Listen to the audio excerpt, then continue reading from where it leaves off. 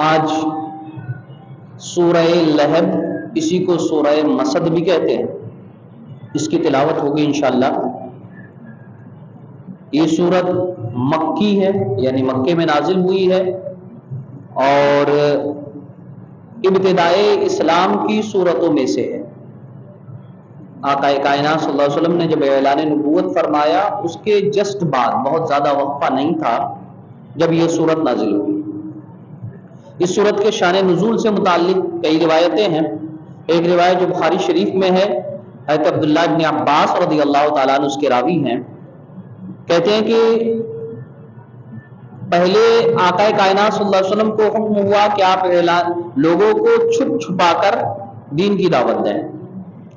پھر اس کے بعد جو دوسرا حکم نازل ہوا وہ یہ تھا، وَأَنذِرْ عَشِيرَتَكَ الْأَقْرَبِينَ، اے حبیب اپنے قریبی رشتہ داروں کو دین کی دعوت دیں۔ جب یہ حکم نازل ہوا تو آقا کائنات صلی اللہ تعالی علیہ وسلم پہاڑ پر چڑھے اور آپ نے قریش کی تمام شاخوں کو بلایا، جتنے برانچز تھے قریش کے، جیسے اس میں سے ایک بنو ہاشم ہے، اس کے علاوہ اور بھی کئی برانچز تھے، ان سب کو آپ نے آواز دی، سب کے سب لوگ جمع ہوئے، جو نہیں آ سکتے تھے انہوں نے اپنی طرف سے دوسرے کو بھیجا۔ خیر، آنے کے بعد آقا کائنات صلی اللہ تعالی علیہ وسلم نے فرمایا، اچھا یہ بتاؤ کہ اگر میں یہ تم سے کہوں کہ اس پہاڑ کے پیچھے ایک لشکر ہے جو تم پر حملہ کرنا چاہتا ہے تو کیا تم مان جاؤ گے؟ انہوں نے کہا بالکل مانیں گے، کیونکہ آپ نے کبھی جھوٹ بولا ہی نہیں، تو کیسے نہ مانیں آپ کی بات۔ آقا کائنات صلی اللہ علیہ وسلم نے فرمایا، لوگوں میں تمہیں آنے والے عذاب سے ڈرا رہا ہوں، قولوا لا الہ الا اللہ، اے لوگوں کہو اللہ کے سوا کوئی معبود نہیں۔ حضور کا یہ فرمانا تھا، لوگوں کا سننا تھا، لوگ بدک گئے۔ بعض روایتوں میں آیا ایسے بدکے وہاں سے جیسے جنگلی جانور بدک کر بھاگتے۔ حضور کا یہ فرمان سننے کے بعد اپنے اپنے طرز پہ لوگوں نے اپنی اپنی باتیں کہی۔ انہی میں آپ کا چچا ابو لہب بھی تھا۔ ابو لہب حضور کا حقیقی چچا، اس کا نام ہے عبد العزا، ابو لہب اس کی کنیت تھی۔ اس مجمع میں وہ بھی تھا۔ حضور کا فرمان سننے کے بعد اس نے کہا، الہذا جمعتنا تبا لک، کیا یہی سنانے کے لیے ہمیں جمع کیا تھا تم نے؟ تم برباد ہو جاؤ۔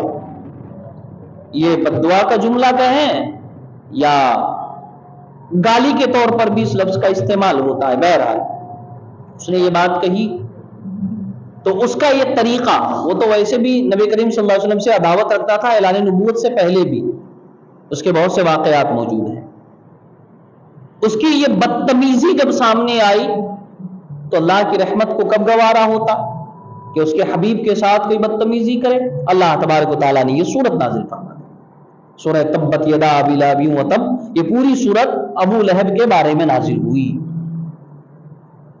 اس نے جیسے کہا تبا لک، آپ ہلاک و برباد ہو جائیں، اسی لفظ کا استعمال کرتے ہوئے قرآن کہتا ہے تبت یدا ابی لہب وتب، ابو لہب کے دونوں ہاتھ برباد ہو جائیں، کٹ جائیں، اور ابو لہب ہلاک ہو جائے۔ اللہ فرماتا تقریباً پورے قرآن میں یہ پہلا کافر ہے نام لے کر جس کے جہنمی ہونے کا ذکر کیا گیا ہے۔ پہلا کافر ابو لہب، نام لے کر جسے جہنمی فرمایا گیا۔ آگے اللہ فرماتا ہے تبت یدا ابی لہب وتب، ابو لہب کے دونوں ہاتھ کٹ جائیں، ابو لہب تباہ و برباد ہو جائے۔ ما اغنا عنہ مالہ وما کسب، اس کے مال نے اسے فائدہ نہ پہنچایا اور نہ اس کی کمائی نے۔ جب اللہ کا عذاب آئے گا تو نہ جمع کیا ہوا مال کام آئے گا اور نہ اس کی کمائی۔ کمائی سے مراد بعض علماء نے اولاد بھی مراد لی ہے۔ بہرحال اس کی کمائی، اس کا مال یا اس کی اولاد کچھ بھی ہو، جب اللہ کا عذاب آئے گا تو کچھ کام نہ آئے گا اسے۔ سَيَصْلَىٰ نَارًا ذَاتَ لَهَبٍ، ان قریب وہ بھڑکتی ہوئی آگ میں داخل ہوگا.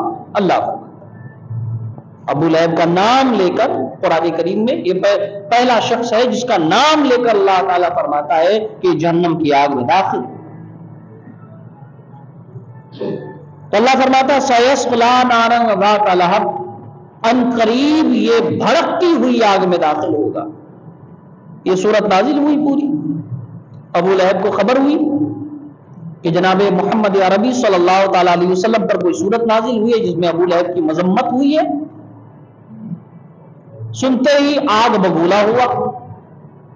ابو لہب کے دو بیٹے تھے، عتیبہ اور عتبہ. ان دونوں بیٹوں کے نکاح میں حضور کی دو بیٹیاں تھی، حضرت ام کلثوم اور حضرت رقیہ. یہ اعلان نبوت سے پہلے کا قصہ تھا. یہ نکاح اعلان نبوت سے پہلے ہوا تھا، کیونکہ اعلان نبوت کے بعد تو پھر کافروں سے شادی کا مسئلہ ہی نہیں تھا. تو عتیبہ اور عتبہ سے حضور کی دو بیٹیاں حضرت ام کلثوم اور حضرت رقیہ کا نکاح ہوا تھا، جس میں سے حضرت ام کلثوم کی ابھی تک رخصتی نہیں ہوئی تھی، بس نکاح ہوا تھا. وہ یہی تھی حضور صلی اللہ علیہ وسلم کے گھر پہ. ابو لہب نے یہ سننے کے بعد اپنے دونوں بیٹوں کو بلایا، کہا کہ تمہیں میری قسم، اگر میری عزت کا خیال ہے تمہیں ذرہ برابر، تو محمد ابن عبداللہ کی دونوں بیٹیوں کو طلاق دے دو. قسم دے کر کہا. دونوں بیٹے تیار ہو گئے، دونوں نے طلاق دے دی. عتیبہ جو تھا ام کلثوم سے جس نے شادی کی تھی، یا بھی جن کی رخصتی نہیں ہوئی تھی، وہ آیا حضور کی بارگاہ میں دن دناتے ہوئے، اور آنے کے بعد کہا میں نے آپ کی بیٹی کو چھوڑ دیا. اور صرف کہا نہیں، حضور کی شان میں کچھ نازیبا کلمات استعمال کیے. بعض روایتوں میں آتا ہے کہ حضور کے ساتھ بدتمیزی بھی کی، آپ کا پیراہن مبارک پھاڑ دیا. آقا کائنات صلی اللہ تعالی علیہ وسلم کو بڑی ناگوار گزری. حضور نے اللہ تعالیٰ کی بارگاہ میں عرض کیا الہی اپنے کتوں کو اس پر مسلط کر دے. اچھا وہاں سے اس کو ملک شام تجارت کے لیے جانا تھا. عتیبہ کو پوری تیاری تھی اس کی، نکلا ملک شام تجارت کے لیے. راستے میں کہیں ایک جگہ قیام کرنا پڑا. ایک روایت کے مطابق اس جگہ کا نام ہے زرقا، مقام زرقا. وہاں قیام کرنا پڑا. رکا، ایک شیر آیا اور آ کے اسے پھاڑ کر کھا گیا. حضور نے جو فرمایا اللہ اپنے کتے کو اس پر مسلط فرما، تو شیر وہی اللہ کا کتا تھا جو آیا اور آنے کے بعد اس نے عتیبہ کو پھاڑ دیا. خیر، تو اللہ فرماتا سیصلی نارا ذات لہب، ان قریب وہ بھڑکتی ہوئی آگ میں داخل ہوگا ابو لہب. وامرأتہ، اور اس کی بیوی. یہ جتنا بڑا فسادی تھا، اس کی بیوی اس سے 2 قدم آگے تھی. حالانکہ حضور کا حقیقی چچا ابو لہب بن عبد المطلب حضور کا حقیقی چاچا، لیکن حضور سے ہمیشہ اسے دشمنی تھی. اس کی بیوی، ابو لہب کی بیوی ام جمیل اس کی کنیت تھی، ام جمیل سے مشہور تھی. وہ بھی حضور سے بڑی دشمنی رکھتی تھی، بڑے گھرانے کی تھی. اس کا باپ بہت امیر آدمی تھا، ابو لہب بھی چھوٹا موٹا آدمی نہیں تھا. لیکن حضور سے اسے اتنی دشمنی تھی کہ وہ خود سے جنگل میں جاتی، کانٹے توڑ کر لاتی، کانٹے والی ٹہنیاں کاٹ کر لاتی اپنے سر پہ لاد کر، اور حضور کے راستے میں بچھا دیتی. اتنی دشمنی. جگہ جگہ بیٹھ کر حضور کی شکایت کرتی. اللہ تبارک و تعالیٰ نے اس کا بھی ذکر کیا ہے، وَامْرَأَتُهُ، اور اس کی عورت. کس کی؟ ابو لہب کی عورت. اللہ فرماتا ہے حمالۃ الحطب، لکڑیوں کا گٹھا اٹھانے والی. وہی جو لکڑیاں کاٹ کر لاتی تھی حضور کی راہ میں رکھنے کے لیے، اور وہ بھی لکڑیاں کیا ہوتی؟ کانٹے دار ٹہنیاں. لکڑیاں اٹھانے والی. فی جیدہا حبل من مسد، اس کے گلے میں کھجور کی رسی ہے. وہ اصل میں کرتی کیا تھی؟ جب وہ جاتی جنگل تو کھجور کی رسی گلے میں ڈال لیتی اور پھر لکڑی کاٹ کے اسی میں لپیٹ کر لے آتی تھی. ایک دن کا قصہ ہے. پہلے تو یہ سورت جب نازل ہوئی، نازل ہونے کے بعد وہ بھی بھڑکی، وہ ایک دن حضرت ابو بکر صدیق کے پاس آئی، حضور بھی وہی تھے، اور آنے کے بعد کہنے لگی اے ابو بکر تمہارے نبی کہاں ہیں؟ ابو بکر نے فرمایا کیا بات ہے؟ کہا انہوں نے مجھے گالیاں دی، میرے شان میں ہجو کے اشعار لکھے ہیں۔ پہلے عرب میں کیا ہوتا تھا، اگر کسی کی برائی کرنی ہوتی تو شعر لکھے جاتے تھے، اس کی برائی پر اشعار لکھے جاتے تھے، اس کی مذمت کی جاتی اشعار میں۔ تو کہنے لگی تمہارے نبی نے میرے ہجو پر اشعار لکھے ہیں۔ حضرت ابو بکر صدیق نے فرمایا میرے نبی شاعر ہے ہی نہیں، وہ شعر لکھتے نہیں ہیں۔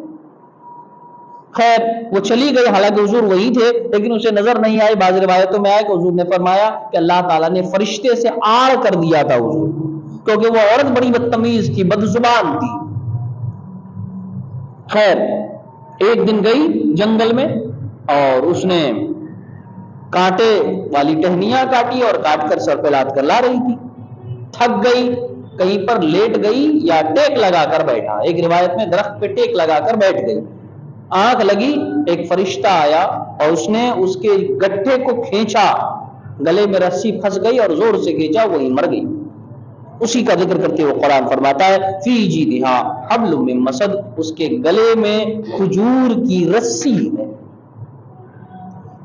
تو اللہ تبارک و تعالیٰ نے اپنے نبی صلی اللہ تعالیٰ علیہ وسلم کی شان میں کی گئی گستاخی کا بدلہ اس انداز میں لیا کہ اول تو اس کی ہلاکت و بربادی کا ذکر فرمایا، ثانیاً نام لے کر فرمایا کہ وہ جہنم میں داخل ہوگا، اور پھر اس کی بیوی جو بڑھ چڑھ کر حصہ لیتی تھی اس کی بیوی کا بھی ذکر ہے۔ لیکن کمال دیکھیں، اتنا مذموم آدمی، اتنا برا آدمی جس میں اتنی برائی ہو، قرآن جس کا نام لے کر جس کی برائیاں ذکر کرتا ہو، اسے کسی نے خواب میں دیکھا، پوچھا اے دشمن رسول موت کے بعد تیرے ساتھ کیا ہوا؟